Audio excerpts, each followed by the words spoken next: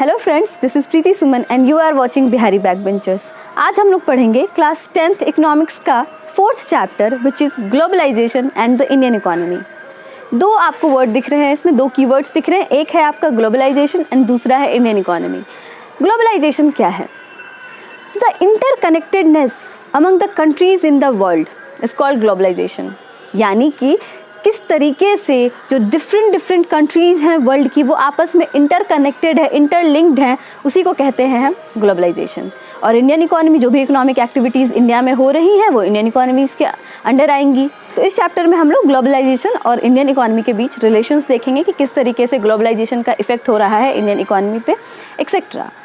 तो हमारे चैप्टर को शुरू करने से पहले या टॉपिक शुरू करने से पहले हम कुछ कॉन्सेप्ट्स को जानेंगे और हम आज डे टू डे लाइफ की बात करेंगे, मार्केट की बात करेंगे।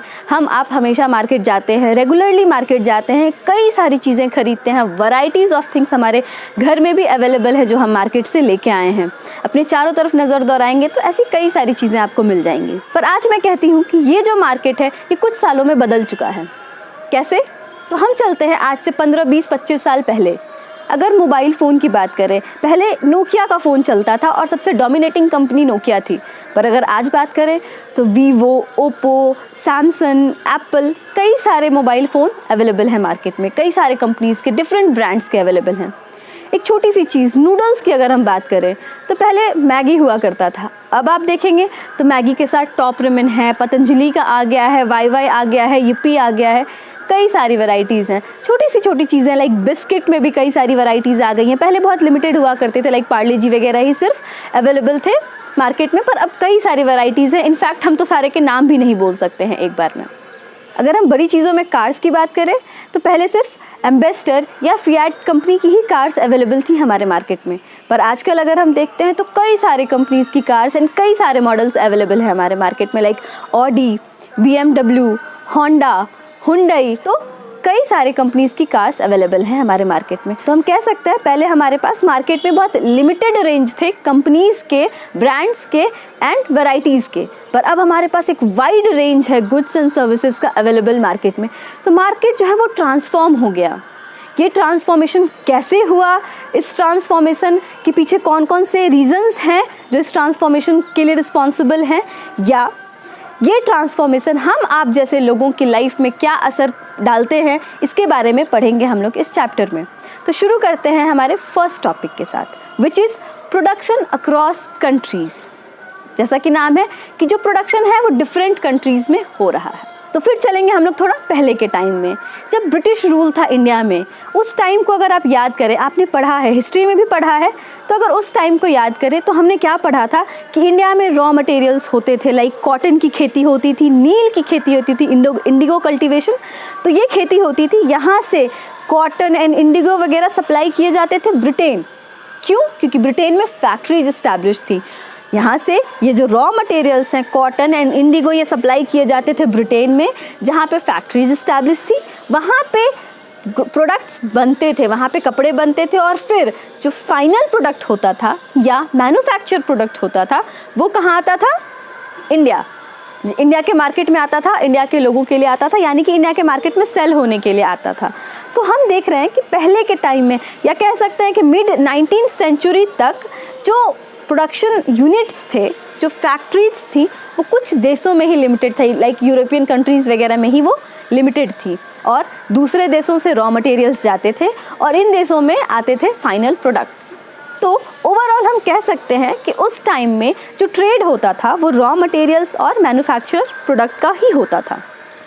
पर अब सिनेरियो चेंज हो चुका है। कैसे? तो इसको समझने से पहले हम एक वर्ड समझेंगे, which is MNCs, multinational corporations. ये होते क्या हैं? MNC is a company which owns and controls production in more than one nation. मतलब कि कोई एक कंपनी जो कि प्रोडक्शन ओन करती है और कंट्रोल करती है, यानी कि उस कंपनी का प्रोडक्शन जो है वो कई सारे कंट्रीज़ में हो रहा है। फॉर एग्जांपल, अमेरिका की एक कंपनी है, वो जूते बनाती है, उसका प्रोडक्शन जापान में भी हो रहा है, उसका प्रोडक्शन इंडिया में भी हो रहा है, चाइना में भी हो रहा है। तो अलग अलग देशों में अगर प्रोडक्शन वो कंट्रोल कर रही हैं या प्रोडक्शन वहाँ हो रहा है, तो उसी को MNC कहते हैं, मल्टीनेशनल कॉरपोरेशंस कहते हैं। तो ये हम बात कर रहे थे चेंज सिनेरियो की। पहले प्रोडक्शन सिंपल प्रोसेस था और लिमिटेड टू सम कंट्रीज़ था। अब क्या है कि डिफरेंट कंट्रीज़ में है, MNCs जो हैं वो कई कंट्रीज़ में डिफरेंट लेवल ऑफ प्रोडक्शन करती हैं। ये ऐसा क्यों करती हैं, वो कुछ कंट्रीज़ तक लिमिटेड क्यों नहीं है? इसका आंसर है कॉस्ट रिडक्शन। यानी कि जो MNCs हैं, क्या कोई कंपनी है वो सोचती है कि अगर हम एक ही जगह पे प्रोडक्शन करेंगे तो उसका खर्चा ज़्यादा आएगा, तो क्यों ना हम चीज़ों को डिवाइड कर दें, कुछ चीज़ें यहाँ प्रोड्यूस करें, कुछ चीज़ें दूसरी जगह पे प्रोड्यूस करें, तो उससे हमारा जो प्रोडक्शन का खर्चा है, जो कॉस्ट ऑफ प्रोडक्शन है, वो कम हो जाएगा और इससे क्या होगा कि हमें हायर बेनिफिट मिलेगा, ज़्यादा बेनिफिट मिलेगा। तो for profit maximisation purpose, profit को मैक्सिमम करने के पर्पस से जो कंपनीज़ हैं, जो मल्टीनेशनल कंपनीज़ हैं, वो प्रोडक्शन कई सारे कंट्रीज़ में करती हैं।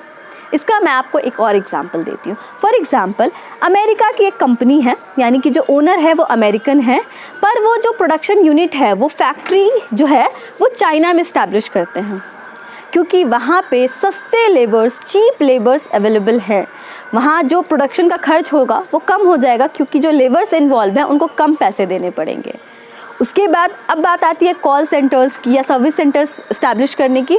तो कॉल सेंटर्स ये इस्टेब्लिश कर रहे हैं इंडिया में।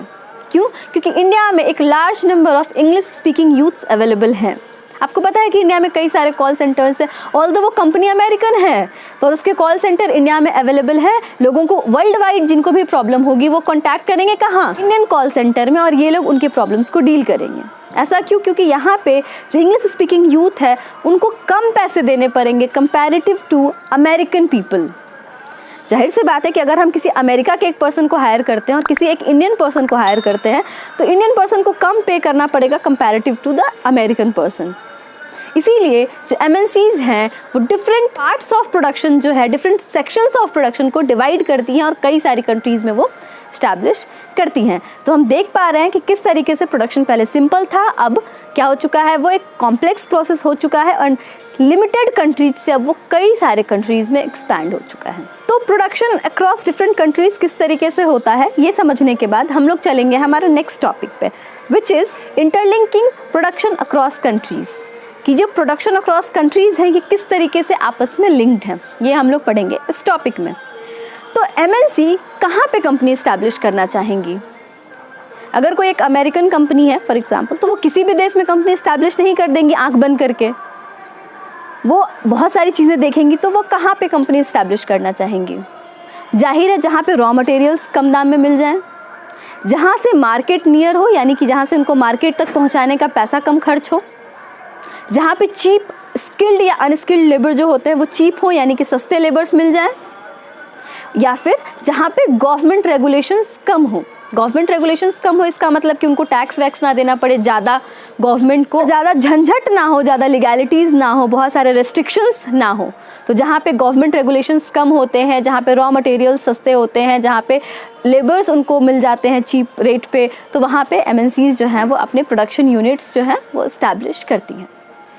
तो ये जो प्रोसेस है, कोई एक MNC किसी कंट्री में जाती है और वहाँ वो अपना प्रोडक्शन शुरू करती हैं या प्रोडक्शन यूनिट इस्टेब्लिश करती हैं, वो 3 तरीके से करती हैं।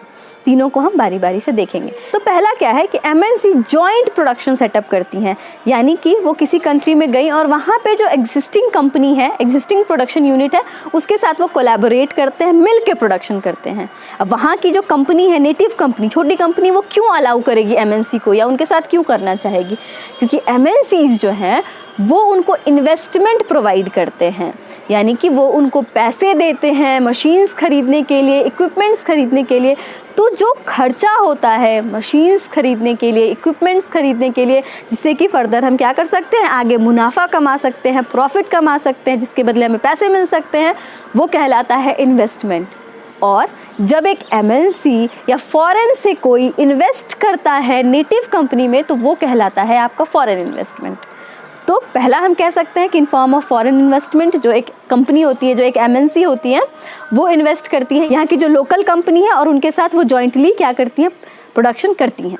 तो इसमें वो उनको इक्विपमेंट्स प्रोवाइड करती हैं, न्यू टेक्नोलॉजीज़ प्रोवाइड करती हैं, तो इसी इन्वेस्टमेंट और टेक्नोलॉजी के बल पे वो यहाँ की कंपनी के साथ कोलैबोरेट कर जाते हैं। एमएनसी का दूसरा तरीका क्या है किसी कंट्री में प्रोडक्शन को इस्टेब्लिश करने का या कंट्रोल करने का, वो वहाँ की जो लोकल कंपनीज हैं वो उसको खरीद लेती हैं, कम्प्लीटली बाई कर लेती हैं एंड फिर उसके प्रोडक्शन को वो कंट्रोल करती हैं और अपने हिसाब से वहाँ प्रोडक्शन होता है।